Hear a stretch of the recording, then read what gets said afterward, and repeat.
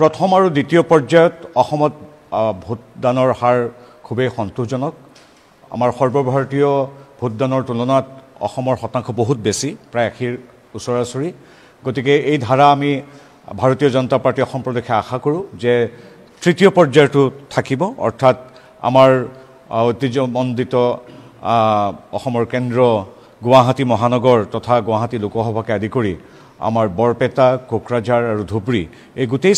চাৰিখন আসনতে অসমবাসী ৰাইজে ব্যাপক হাৰত ভোট প্ৰদান কৰি গণতান্ত্ৰিক নিজৰ অধিকাৰ সাব্যস্ত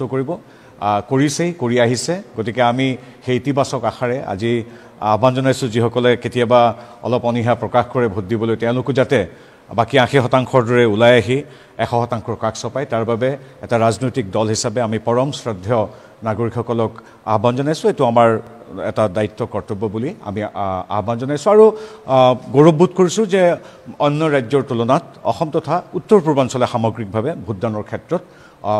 শীৰ্ষ 3ত আছে বুলি ক'ব পাৰি। গতিকে এইটো খুবেই ভাল খবৰ, সেইটো এটা কথা। দ্বিতীয় কথা, আমি কাইলৈ সঠিক হিচাপটো দিম। আমি এগৰাকী ভাৰতীয় জনতা পাৰ্টিৰ কাৰ্যকৰ্তা হিচাপে গৌৰৱবোধ কৰোঁ যে বিগত 1 তাৰিখৰ পৰা অসমৰ সন্মানীয় মুখ্যমন্ত্ৰী মহোদয়ে প্ৰায় 100খনৰ কাষ চাপিবগৈ। সঠিক হিচাপটো আমি কাইলৈ আপোনালোকৰ সৈতে মুখামুখিকৈ ক'ম। আমি দেখিছোঁ যে মুখ্যমন্ত্ৰী মহোদয়ৰ প্ৰতিখন সভাত 15,000 পৰা 60-70,000 বা তাতকৈ বেছি লোকো সমবেত হৈছে। যদি 100খন আমি সভা ধৰোঁ, এভাৰেজ মাত্ৰ যদি 15-20,000কৈ ধৰোঁ, প্ৰায় 1.5 কোটিতকৈ অধিক লোকক তেখেতে প্ৰত্যক্ষভাৱে মুখামুখি হৈছে। বিগত 2 দশকত মুখ্যমন্ত্ৰী মহোদয়ে ৰাজনৈতিক জীৱনত ৰাইজৰ এইদৰে আশীৰ্বাদ লাভ কৰি আহিছে আৰু এতিয়া ভাৰতীয় জনতা পাৰ্টীৰ এগৰাকী কাৰ্যকৰ্তা হিচাপে আমি গৌৰৱবোধ কৰোঁ। আমি কৃতজ্ঞতা প্ৰকাশ কৰিছোঁ অসমবাসীৰ ওচৰত যে প্ৰতিদিনেই তেওঁ যিদৰে 3খন, 4খন, 5খনকৈ সভা কৰে, পদযাত্ৰা কৰে, নিৰৱধি কৰিছে আৰু সমানুপাতিকভাৱে ৰাইজৰ তেওঁৰ প্ৰতি যিটো মৰম আশীৰ্বাদ, একেবাৰে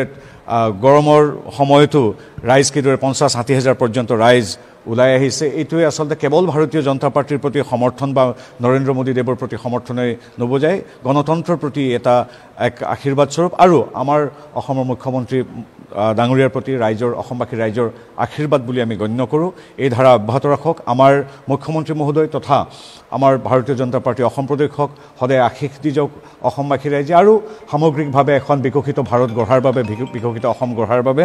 আমাৰ ভাৰতীয় জনতা পাৰ্টিককেই শুভেচ্ছা সুবাসী কৰা হাত আগবঢ়াওক। এইটো এটা কথা। তৃতীয় কথা হ'ল, আমি দেখিছোঁ এতিয়া আমাৰ যিখিনি হিতাধিকাৰী, আমাৰ ৰেচন কাৰ্ডৰ পৰা অৰুণোদয়লৈকে, লাখপতি বাইদেউৰ পৰা স্কলাৰশ্বিপ বা আৱাস যোজনাৰ ঘৰলৈকে যিখিনি মানুহে 2খন চৰকাৰৰ সা সুবিধাবিলাক লাভ কৰি আহিছে, সেই নাগৰিকসকলক কংগ্ৰেছে তুচ্ছ তাচ্ছিল্য আৰু উপলুঙা কৰিবলৈ আৰম্ভ কৰিছে পূৰ্বৰ দৰে। তেওঁলোকক আমি কৈ দিব বিচাৰিছোঁ, সকীয়াই দিব বিচাৰিছোঁ, তেওঁলোকে যিমানেই চক্ৰান্ত নকৰক কিয়, অৰুণোদয়ৰ পৰা বিনামূলীয়া ৰেচনলৈকে, বীমাৰ পৰা লাখপতি বাইদেউৰ আঁচনিলৈকে, আন্তঃগাঁথনি উন্নয়নমূলক কামবিলাকৰ পৰা নামঘৰ বা চাওচেংৰণৰ বা যিকোনো আধ্যাত্মিক অনুষ্ঠানলৈ, সাংস্কৃতিক অনুষ্ঠানলৈকে সহযোগিতা আগবঢ়োৱালৈকে সকলো ক্ষেত্ৰত যি বিকাশৰ যি যজ্ঞ চলি আছে, সেই বা বিকাশৰ যি গতি চলি আছে, তাত কংগ্ৰেছৰ কোনো ধৰণৰ চক্ৰান্তই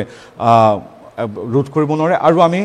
কংগ্ৰেছক সকীয়াই দিব বিচাৰিছোঁ, আপোনালোকে ৰাজনৈতিকভাৱে বিতৰ্কত লিপ্ত হওক, কিন্তু ৰেচন কাৰ্ডৰ চাউল পোৱা মানুহখিনি, আমাৰ অৰুণোদয় আঁচনি পোৱা মানুহখিনি বা লাখপতি বাইদেউৰ সেই যিটো প্ৰকল্পত আগবাঢ়ি অহা মানুহখিনিক আপোনালোকে কেতিয়াও তুচ্ছ তাচ্ছিল্য কৰিবলৈ যাতে কেতিয়াও আপোনালোকে আগবাঢ়ি নাহে, আপোনালোকক আমি ইয়াৰ দৰে আজি সকীয়াই দিছোঁ। এইবিলাক আচলতে ইতিমধ্যে সকলোৱে কৈছেই যে তেওঁলোকে এটা শব্দ ব্যৱহাৰ কৰিছে, সেই শব্দটো আচলতে কোৱাটো অনুচিত, ভোট জিহাদ বুলি আৰম্ভ কৰিছে। গতিকে সেইবিলাকৰ অংশ হ'ব পাৰে। আমি সেইবিলাক আচলতে এতিয়া কংগ্ৰেছে, আমাৰ মুখ্যমন্ত্ৰী ডক্টৰ হিমন্ত বিশ্ব শৰ্মা ডাঙৰীয়াই মোদীৰ অনুপ্ৰেৰণাৰে বিজেপিৰ প্ৰতিটো মিত্ৰদলে বিজেপি তথা আমাৰ NDAৰ দৰ্শন আদৰ্শক লৈ আগবাঢ়িছোঁ। আমি কোনে কি কৰিছে এইটো কোৱা নাই। আপোনালোকৰ সংবাদ মাধ্যমে আমাক কিছু সময়ৰ আগতে সুধিছে যে আজিকালি দেখোন সিদিনা ফাঁচী বজাৰত কংগ্ৰেছৰ এগৰাকী সাংসদ গৌৰৱ গগৈয়ে হঠাৎ তেওঁ প্ৰভু শ্ৰীৰাম উল্লেখ, ৰাম আমাৰ মনত আছে, ৰাম আমাৰ মন্দিৰত আছে, ৰামৰ কথা আচলতে বিজেপিয়ে কোৱা অনুচিত। কিন্তু গৌৰৱ গগৈ ডাঙৰীয়াক সন্মান সহকাৰে ক'ব বিচাৰিছোঁ শ্ৰীৰাম চন্দ্ৰৰ নাম আচলতে আপোনালোকে লৈছে 2007 চনত কংগ্ৰেছে সুপ্ৰিম কোৰ্টত তেওঁলোকে কৈছিল যে প্ৰভু শ্ৰীৰামচন্দ্ৰৰ কোনো অৱস্থিতি আছে বুলি প্ৰামাণিক তথ্য নাই অৰ্থাৎ প্ৰভু শ্ৰীৰামচন্দ্ৰৰ অৱস্থিতিক তেওঁলোকে পোনপটীয়াকৈ দেশৰ সৰ্বোচ্চ ন্যায়ালয়ত তেওঁলোকে কৈছিল যে শ্ৰীৰামচন্দ্ৰ আছে বুলি কোনো প্ৰামাণিক তথ্য নাই আনকি তেওঁলোকৰ প্ৰধানমন্ত্ৰী 1949 চনতে নেহৰুৱে কি অৰ্ডাৰ দিছিল পন্ত ডাঙৰীয়াক যে অযোধ্যাৰ পৰা সকলো হিন্দু মানুহক আঁতৰাই দিব লাগে কিন্তু তেতিয়াৰ তাৰ যিগৰাকী দণ্ডাধীশ আছিল 49 চনত তেওঁ মানি লোৱা নাছিল কাৰণ উপাস্য দেৱতা শ্ৰীৰামচন্দ্ৰৰ ওচৰৰ পৰা সনাতন সংস্কৃতিত বিশ্বাসী আমাৰ হিন্দুসকলক আঁতৰাই দিব বিচৰা নাছিল তেতিয়া নেহৰুৱে সেই দণ্ডাধীশজনক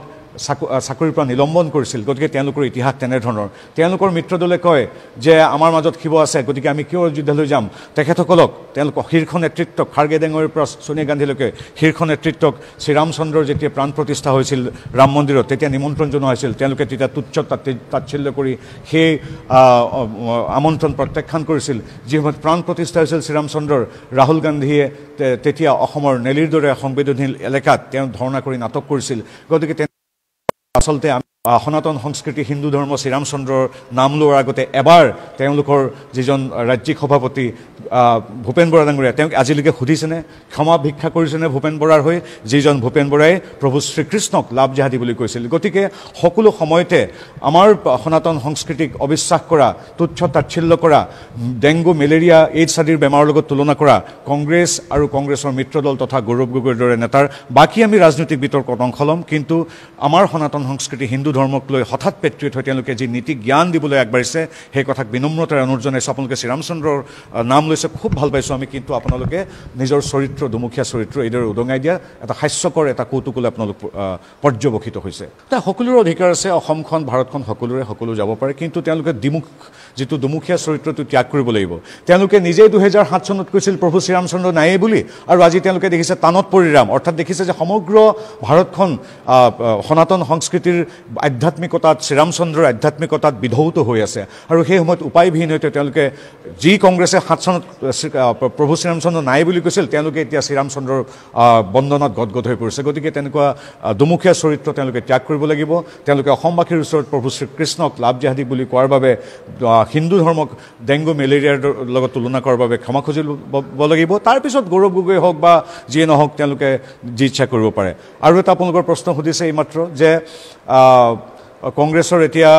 ৰায়বেৰেলীত উঠিছে তেখেতসকলৰ শীৰ্ষ নেতা তেওঁলোকৰ অধিকাৰ আছে আমি কোৱাৰ কোনো প্ৰয়োজন নাই আপোনালোকে জানে যে কংগ্ৰেছটো এতিয়া এটা প্ৰাইভেট লিমিটেড কোম্পানীৰ দৰে তাৰ CEO বা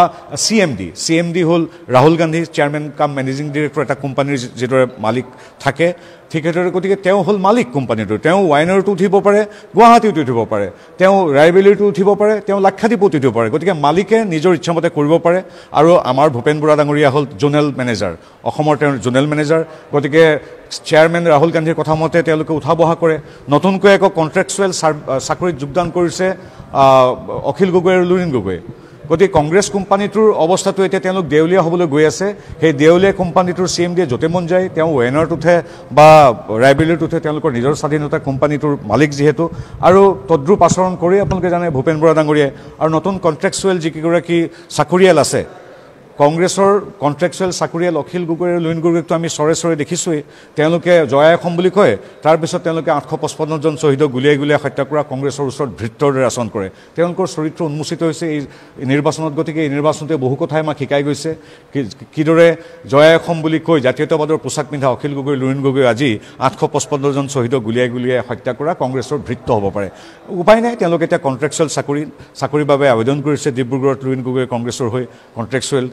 গতিকে এতিয়া তেওঁলোকৰ ফলাফল ইতিমধ্যে ৰাইজে বেলট বক্সত দিছে গতিকে আমি ফলাফলৰ অপেক্ষাত আমি জানো যে প্ৰথম পৰ্যায়ৰ 10খন আসনত যিদৰে অসমবাসী ৰাইজে আমাক আশীৰ্বাদ দিছে 10খনৰ ভিতৰত 10খনে নিশ্চিত বুলি বিভিন্ন পোল আৰু আমাৰ নিজস্ব পৰ্যবেক্ষণত প্ৰকাশ পাইছে আমি আশাবাদী পৰৱৰ্তী 4খনতো আমি জয়লাভ কৰিম 3খনতো আমাৰ বিজয় অৱধাৰিত আছিল এতিয়া কিন্তু চতুৰ্থখন যিখন ধুবুৰী তাতো আমাৰ মিত্ৰদলৰ প্ৰাৰ্থী এতিয়া মূল প্ৰতিদ্বন্দ্বিতালৈ আহিছে আমি ইতিবাচক এটা সফল পৰিসমাপ্তিৰ আশাত ৰৈ আছোঁ